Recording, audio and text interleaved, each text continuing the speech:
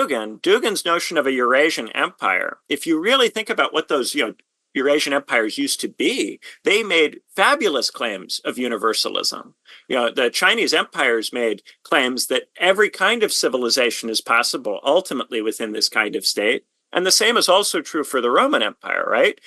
When the Roman Emperor Septimius Severus says he is an all-embracing peace, and the only problem is that there are some barbarians who don't get it and therefore have to be fought, he's claiming I have a universalism that I have to defend from within this particular standpoint because some people are rejecting universalism. And this is what happens in a real world where universalism is often taken up by people who are occupying a particular position and don't find a way to work with people occupying other particular positions. They'll go, well, I'm the only one who's still really committed to universalism.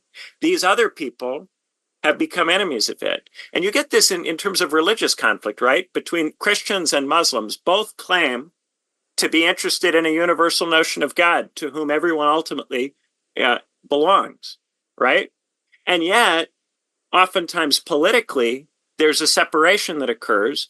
And then what will happen is that the Christians say we have to champion the Christian world against the Muslim world to protect the universal, right? And the same thing will be said by Muslims. We have to champion the Muslim world against the Christian to protect the universal. But they're both universalists. It's just that those universals have been particularized differently as a consequence of the way the whole world system is structured and integrated together. And what happens is that as people are subjected to the barbarizing aspects of this competition, the total system becomes more obscure and less focused upon.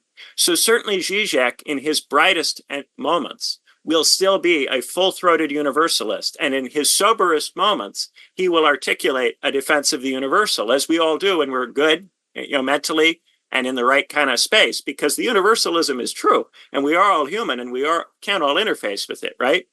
But when we're subjected to stress, we become reptilian and we start to think of the people occupying other positions as fundamentally irreconcilable with us. And so when people go through something like the 2024 American election and they're subjected to this language about Trump, it causes them to express themselves badly in ways that don't articulate their best and most interesting thoughts. And so while all of it can retroactively be justified as a twist, right? The same could also be said by a caliph who says we have to fight the Christians. And the same could also be said by a pope who says we have to fight the Muslims. This person is, of course, trying to defend the universal by making war from the standpoint of a particular.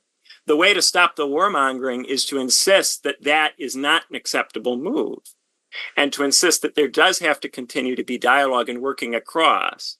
And that's what I'm really trying to get at here. I think there are things that we all can learn from each other and that we can all get by working together that we're not going to be able to do by saying, there are some good guys in the world system and then there are some bad guys. And we have to be on the side of the good guys or the bad guys will ruin our universal project.